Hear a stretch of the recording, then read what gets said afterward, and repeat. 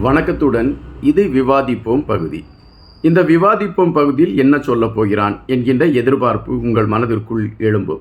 அல்லது இவன் தொடர்ச்சியாக ஏதோ ஒரு கருத்தை எடுத்து வைத்து கொண்டு இருக்கிறான் என்கின்ற ஒரு ஏளனம் கூட உங்கள் மனதிற்குள் எழும்பலாம்.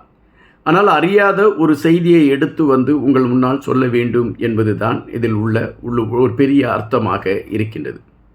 நாளை எல்லோரும் கிறிஸ்துமஸ் தினத்தை கொண்டாடுவதற்கான களத்தை எடுத்துக்கொண்டு செயல்படுவதற்கான ஒரு முயற்சிகளில் இருக்கிறார்கள். இப்பொழுது பல நாடுகளில் கிறிஸ்துமஸ் சார்ந்த விடயங்கள் பரபரப்பாக பேசப்பட்டு கொண்டு இருக்கின்றன. இந்த சூழலில் சிரியாவில் ஹமாம் என்கின்ற பகுதியில் ஒரு குறிப்பிட்ட ஊரில் அந்த பெரும்பாலும் அங்கு கிறிஸ்தவர்கள் தான் வசிக்கிறார்கள். அப்படி கிறிஸ்தவர்கள் வசிக்கக்கூடிய அந்த ஊரில் அவர்கள் தங்களுடைய அந்த ஊர் முழுவதுமே கிறிஸ்துமஸ் சார்ந்த அலங்காரங்களை செய்து வைத்திருக்கிறார்கள். ஆனால் அந்த அலங்காரங்கள் தீக்கிரையாக்கப்பட்டு அவைகள் அழிக்கப்பட்டிருக்கின்றன. இதற்கு யார் பொறுப்பேற்கிறார் என்றால் அங்கு செயல்பட்டு கொண்டிருக்கக்கூடிய ஒரு குறிப்பிட்ட மதத்தை சார்ந்த ஒரு அமைப்பு பொறுப்பேற்கிறது. இது சிரியாவில் ஒரு பரபரப்பை ஏற்படுத்தி கொண்டு இருக்கிறது என்கின்ற செய்தி வருகின்றன. இந்த செய்தியை பார்க்கின்ற பொழுது மனதிற்குள் ஒரு எண்ணம் தோன்றியது. இன்று டிசம்பர் 25 கிறிஸ்துமஸ் என்று கொண்டாடுகிறார்கள். உண்மையிலே கிறிஸ்துமஸ் டிசம்பர் 25 தான் நடந்ததா அல்லது இயேசு கிறிஸ்து உண்மையிலே பிறந்தது டிசம்பர் 25 தானா என்கின்ற விடயத்திற்குள் நாம் சென்று அது சார்ந்த கருத்துக்களை பார்க்கின்ற பொழுது என்னவோ அதிலே ஒரு முரண்பட்ட கருத்துகள் நம் மனதிற்குள் வந்து எழும்புகின்றன. முதலாக கிறிஸ்துமஸ் என்கின்ற அந்த இயேசு கிறிஸ்து பிறந்த தினம் ஏப்ரல் 13 இருக்கும் என்று குறிப்பிட்டார்கள். அதன் பின்பு அக்டோபர் 14 இருக்கும் என்று குறிப்பிட்டார்கள்.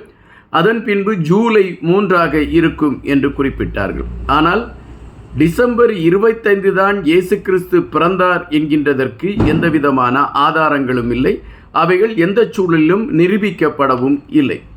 இயேசு கிறிஸ்து அவர்களுடைய பிறப்பை குறித்து சொல்கின்ற பொழுது ஏரோது மன்னனுடைய ஆட்சி காலத்தில்தான் இயேசு கிறிஸ்து பிறந்தார் என்பதுதான் செய்தி. கிமு 4ஆம் நூற்றாண்டில் ஏரோது மன்னன் மரணத்தை தழுவிவிட்டான் என்கின்ற பதிவு பல வரலாற்று ஆசிரியர்களால் எடுத்து வைக்கப்படுகின்றது.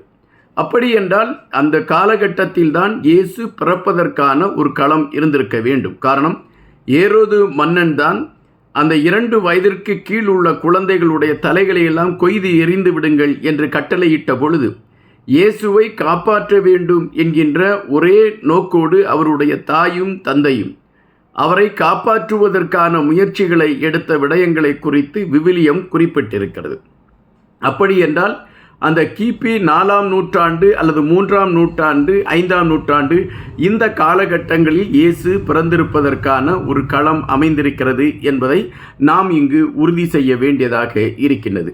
ஆனால் அது டிசம்பர் 25 தான் பிறந்தாரா என்றால் அதற்கு மீண்டும் நான் வலியுறுத்துகிறேன், அதற்கு ஆதாரம் இல்லை. இந்த சூழலில் இன்னும் சில நெருடல்கள் இருக்கின்றன.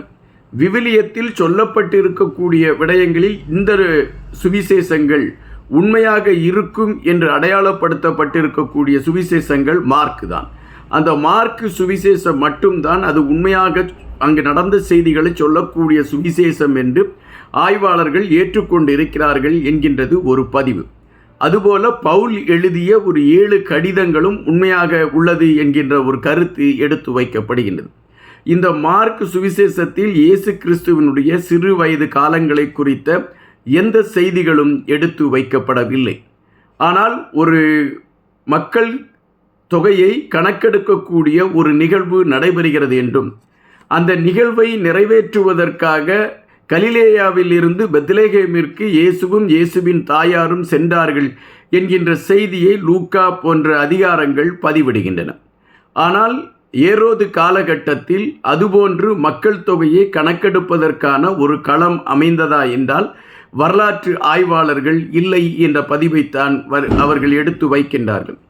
கிபி 6ஆம் நூற்றாண்டு காலகட்டத்தில் வாழ்ந்த ஒரு மன்னன் தான் அந்த மக்கள் தொகை கணக்கெடுப்பிற்கான ஒரு களம் அமைக்கப்பட வேண்டும் என்கின்ற ஒரு வெளிப்பாட்டில் அவன் அது சார்ந்த ஒரு நிகழ்வை அரங்கேற்றினான் என்கின்ற செய்தி சொல்லப்படுகின்றது. ஆனால் கிமு 4ஆம் நூற்றாண்டில் பிறந்த இயேசு கிறிஸ்து கிபி 4ஆம் நூற்றாண்டிற்கு அவர் தன்னுடைய மக்கள் தொகை கணக்கெடுப்பில் பெயரை கொடுப்பதற்கான களம் உருவானது என்கின்ற விடயத்தில் மிகப்பெரிய நெருடலாக இருக்கின்றது.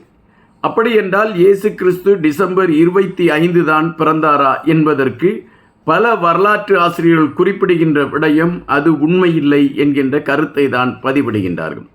ஒரு குறிப்பிட்ட காலத்தில் சூரியனை வழிபடுவதற்காக அந்த டிசம்பர் மாதம் 25ஆம் தேதி மக்கள் ஒரு பெரும் விழாவை நடத்தி கொண்டிருந்தார்கள்.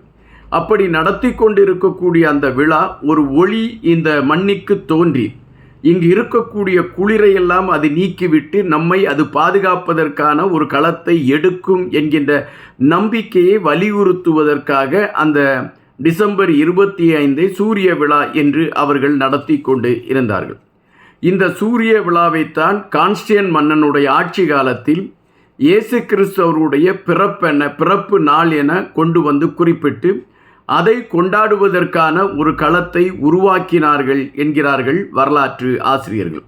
கான்ஸ்டன்டைன் மன்னன் கிறிஸ்தவ மதத்தை தழுவிய பின்புதான் இயேசு கிறிஸ்துவின் தோற்றம், அவருடைய பிறப்பு, அவர் எந்த இடத்தில் பிறந்தார் போன்ற விடயங்களை அவர் சேகரித்து அதன் அடிப்படையில் அவர் ஒரு சட்டதிட்டங்களை உருவாக்கினார் என்றும், அப்படி உருவாக்கப்பட்ட சட்டதிட்டங்களின் அடிப்படையில்தான் இயேசு கிறிஸ்து பிறந்தார் என்கின்ற விடயத்தை உறுதி செய்வதற்கு ஒரு நாள் தேவை என்பதை மனதில் கணக்கிட்டு டிசம்பர் 25 இயேசு கிறிஸ்து பிறந்த நாள் என்று அறிவித்து விட்டார்கள்.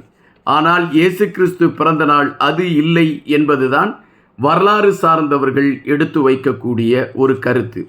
எதற்காக டிசம்பர் 25 கான்ஸ்டன்டைன் மன்னன் அறிவித்த போது பலர் அதை ஏற்றுக்கொண்டார்கள் என்றால் அதற்கு பின்னணியில் வேறொரு காரணமும் சொல்லப்படுகின்ற ஒரு விடயம் இருக்கிறது.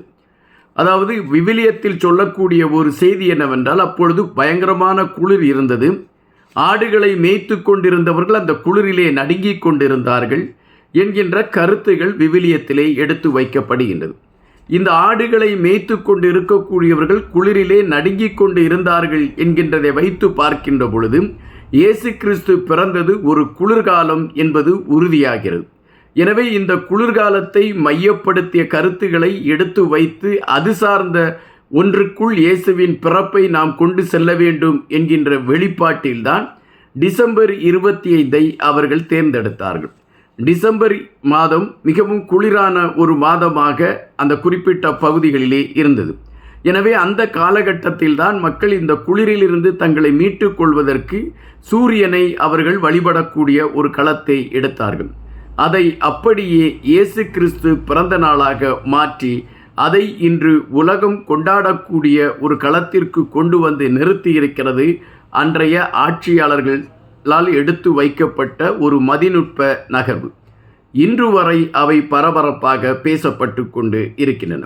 ஆனால் இயேசு கிறிஸ்து டிசம்பர் 25 பிறந்தாரா என்பது இன்று வரை அறிய முடியாத கேள்வியாகவே இருக்கிறது என்பதுதான் நிஜம். நன்றியுடன் இன்பா.